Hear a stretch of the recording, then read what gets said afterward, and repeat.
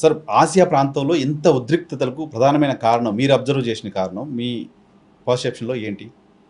అంటే ఇప్పుడు మీరు అన్నట్లు 3 యుద్ధ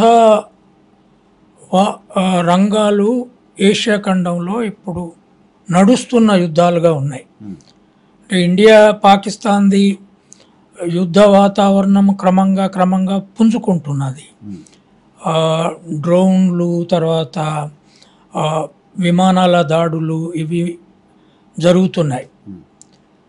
అంటే మొదటి వారు గత ఆల్మోస్ట్ 3.5 సంవత్సరాలుగా ఉక్రెయిన్ రష్యా మధ్య జరిగింది భూభాగ సమస్య. అంటే ఉక్రెయిన్ మా ఆధీనంలో ఉండాలి, యూరోపు అమెరికా కలిపి నడిపే నాటో క్యాంపులో ఉక్రెయిన్ చేరడానికి వీల్లేదు.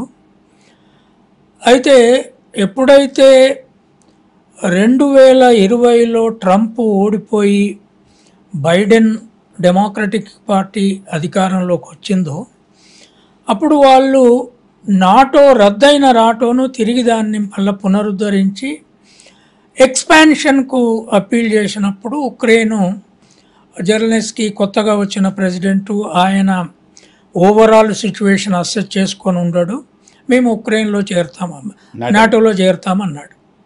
సో వెంటనే రష్యా రియాక్ట్ అయింది, మీరు కనుక నాటోలో చేరితే మా శత్రు క్యాంప్ అది, కనుక మేము యుద్ధం చేసి మిమ్మల్ని రష్యా గుంపులోకి తీసుకుంటామనే ప్రకటన చేశారు. తర్వాత జెలెన్స్కీ వినలేదు, నాటో క్యాంప్ అంతా కూడా ఆయన ఉక్రెయిన్కు సపోర్టుగా పోయింది. ఇప్పుడు 4 సంవత్సరాల నుంచి ఘోరమైన యుద్ధం జరుగుతున్నది. ఉక్రెయిన్ పెద్ద ఎత్తున నష్టపోయింది, రష్యాకు కూడా నష్టాలు జరిగినాయి. నాట్ దట్, ఎందుకంటే యూరోపు అమెరికా ఉక్రెయిన్కి అండగా నిలబడి ఆయుధాల సప్లై చేసింది కనుక. రెండవది ఇజ్రాయెల్ పాలెస్టైనియన్ వార్. 7 అక్టోబర్ 23 నాడు ఈ హమాస్ టెర్రరిస్టులు ఇజ్రాయేలీలు కొంతమంది ఒక ఫెస్టివల్లో ఉండగా పోయి దాడులు చేసినందువల్ల అమాయక ప్రజలు పిల్లలతో పాటు 1500 మంది చనిపోయారని ఆనాడు చెప్పారు. వెంటనే ఇజ్రాయేలు ఈ హమాస్ క్యాంపుల మీద దాడులు మొదలుపెట్టింది. హమాస్ టెర్రరిస్ట్ క్యాంపులు అవి పలెస్టైన్లే కాకుండా లెబనాన్లో ఉన్నాయి, పక్క దేశాలలో ఉన్నాయి, అన్నిట్లలో దాడులు మొదలుపెట్టింది. అది క్రమంగా ఇప్పుడు 1.5 సంవత్సరాలకు పైన మొత్తము పాలెస్టైన్, ముఖ్యంగా వెస్ట్ బ్యాంక్ కంప్లీట్గా ధ్వంసమైంది. ఇజ్రాయెల్ కూడా బాగా నష్టాలు జరిగినాయి. నాట్ దట్, అంత పెద్ద టెక్నాలజీ ఉన్న దేశమైన అమెరికా, యూరోపు అండగా ఉన్న దేశం, వాళ్ళు జ్యూస్ కనుక క్రిస్టియన్ వరల్డ్ అంతా వాళ్ళకు అనుకూలంగా ఉంది, యువతల టెర్రరిజానికి వ్యతిరేకంగా పోరాడే శక్తులన్నీ అనుకూలంగా ఉన్నాయి, అయినా కూడా నష్టాలు జరిగినాయి. ఇప్పుడు కశ్మీర్లో పహల్గామ్లో ఒక టూరిజంలో పోయిన ఫ్యామిలీసు సడన్గా వాళ్ళ మీద పహల్గామ్లో టెర్రరిస్టులు వచ్చి స్త్రీలు తర్వాత పిల్లలు ఉండంగా వాళ్ళ భర్తల్ని టార్గెట్ చేసి చూసి కాల్చి చంపేయడం వల్ల సరే దాంట్లో ఆ గుర్రాల మీద వీళ్ళని తీసుకుపోయిన ఒక లోకల్ ముస్లిం వ్యక్తి కూడా చనిపోయాడు. మిగతా వాళ్ళంతా బయటి వాళ్ళు, టూరిస్టులు, వాళ్ళు పిల్లలు ఉన్నారు. సో భారతదేశం ఒక్కసారి ఉడికిపోయేంత కోపం వచ్చే పరిస్థితి వచ్చింది. దాని తర్వాత 7వ తారీఖు నాడు అక్కడ టెర్రరిస్టులను ట్రైన్ చేసే క్యాంపుల మీద భారతదేశము అటాక్ చేసింది. అది క్రమంగా ఎస్కలేట్ అవుతున్న దశలో సరే 2 వైపులా షెల్లింగ్స్ జరుగుతున్నాయి, డ్రోన్స్తో దాడులు జరుగుతున్నాయి.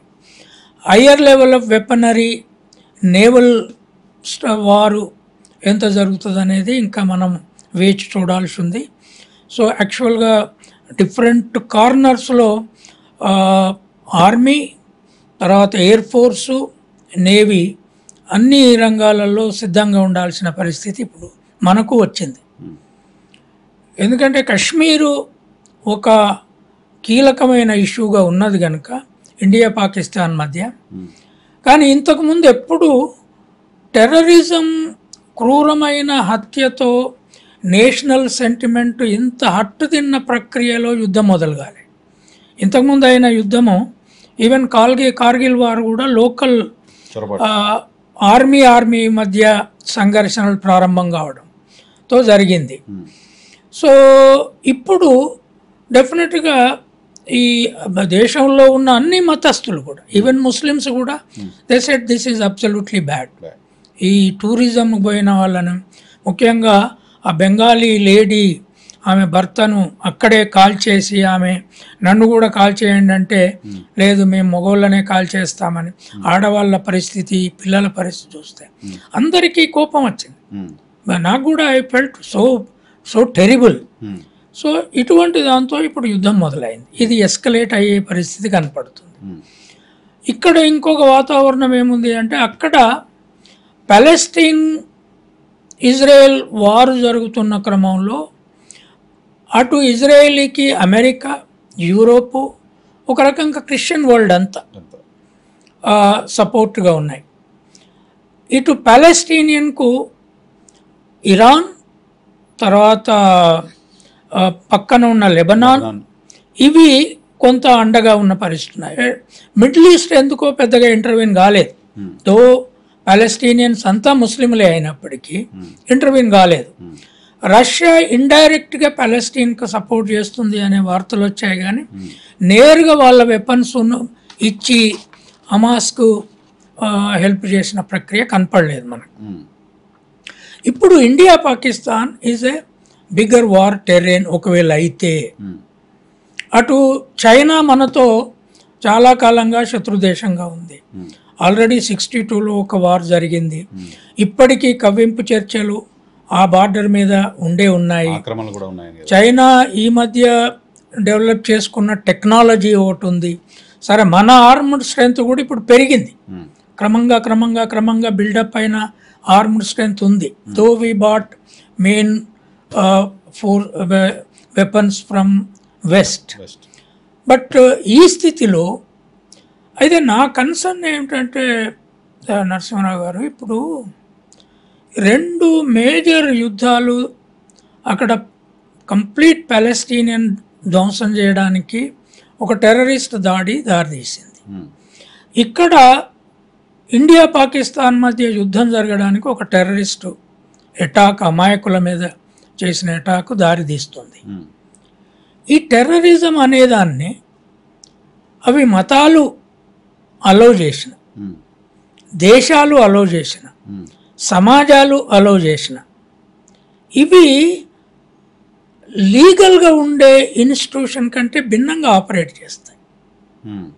అంటే ఒక దేశము టెర్రరిజానికి క్యాంపుగా మారింది అనే పేరు వస్తే, ఇప్పుడు పాకిస్తాన్కు ఆ లక్షణం ఉందని చాలా చర్చ జరుగుతుంది.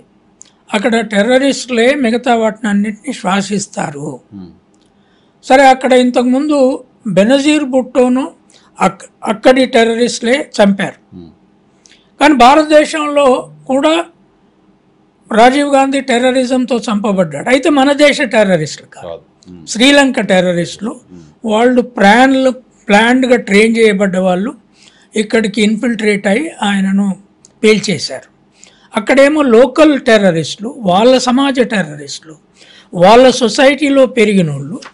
అక్కడి మాజీ ప్రైమ్ మినిస్టర్, అంత పేరున్న ప్రైమ్ మినిస్టర్, ఆమె మొదటి women prime minister. She was Oxford university student president, Benazir Bhutto. నేను ఆమె పుస్తకం చదివాను, యాక్చువల్గా the daughter of the east అని, వెరీ ఫేమస్ బయోగ్రఫీ ఆమెది, ఆటోబయోగ్రఫీ. అంటే ఇప్పుడు ఈ పాకిస్తాన్లో టెర్రరిజం ట్రైనింగు, వాళ్ళు మన మీద దాడి చేయడానికి కావచ్చు, వాళ్ళు కంట్రోల్ చేయలేక సోషల్ సిస్టము, ఇప్పుడు టెర్రరిజం ఒక సమాజంలో బతకాలి అంటే వాళ్ళకు షెల్టర్ ఇచ్చే వాళ్ళు ఉండాలి, వాళ్ళకు ఫుడ్ పెట్టే వాళ్ళు ఉండాలి, వాళ్ళు బెదిరించి ఫైనాన్సెస్ చేసుకోవచ్చు. కానీ మిలిటరీనో పోలీసో వాళ్ళని అటాక్ చేస్తున్నప్పుడు ఎక్కడెక్కడో షెల్టర్ ఇచ్చి కాపాడే శక్తులు సమాజంలో లేకపోతే అవి బతకరు. ఇది టెర్రరిస్టులను బతికించే ఐడియాలజీ మతాల రీత్యా వచ్చిన లేదా ఇతర కారణాల వల్ల వచ్చిన అది ఇంతకుముందు టెర్రరిజం దేశం లోపలనే ఈ ఎదురు క్యాంపులను మీద దాడులు చేసి చంపేసేవారు. ఇప్పుడు బార్డర్స్ దాటొచ్చి ఇవాళ పాకిస్తాన్ చేసిన, అక్కడ హమాస్ పోయి ఇజ్రాయెల్లో చేసిన వాళ్ళు ఇతర దేశాల మీద దాడులు చేసినప్పుడు టెర్రరిస్ట్ అటాక్స్ దేశం మొత్తము కోపానికి వస్తుంది. See, it is a new, it creates what we call a national psychological environment. ఒక కోపం, ఒక యాంగర్. అరే మా అమాయకమైన ఏదో ఇన్స్టిగేట్ చేసిన వాళ్ళు, ఎక్కడో కొట్లాడిన వాళ్ళు, ఇద్దరి మధ్య సంఘర్షణలు జరుగుతున్నాయి అనుకుంటే అది వేరే విషయం. లేదా యుద్ధాలు ఆర్మ్డ్ ఫోర్సెస్ మధ్య పొలిటికల్ పార్టీల ఆర్ములు ఉన్నాయి. ఫర్ ఎగ్జాంపుల్ నక్సలైట్లు సాయుధాలు పట్టుకొని ఉన్నారు, పోలీసులు నక్సలైట్ మధ్య జరిగే సంఘర్షణలో ఒక రకమైన చర్చ ఉంటుంది. కానీ టెర్రరిస్టులు అమాయకంగా పోయిన ప్రజల మీద అటాక్ చేసినప్పుడు అది కూడా నేషనల్ బార్డర్స్ దాటో లేకపోతే ఇక్కడోళ్ళు పోయి అక్కడ ట్రైనింగ్ తీసుకొని వచ్చో చేస్తున్నప్పుడు ఇండియా నిరంతరంగా దాన్ని ఫేస్ చేస్తుంది. ఇవాళనే కాదు, చాలా కాలంగా ఫేస్ చేస్తుంది. బాంబే అటాక్ కావచ్చు, హైదరాబాద్ అటాక్ కావచ్చు, ఆ తర్వాత జరిగిన పార్లమెంట్ అటాక్ కావచ్చు, కశ్మీర్ చుట్టూ నిరంతరంగా జరిగేటివి కావచ్చు, ఇవన్నీ ఒక నేషనల్ యాంగర్ను బిల్డ్ చేసినాయి. బిల్డ్ చేసినప్పుడు ఏమవుతుంది, రైట్ వింగ్ ఫోర్సెస్ వాటిని కౌంటర్ చేయాలనే ఫోర్సెస్, ఎక్స్ట్రీమ్ రిలీజియస్ ఫోర్సెస్ అధికారంలోకి ఈజీగా వచ్చే అవకాశం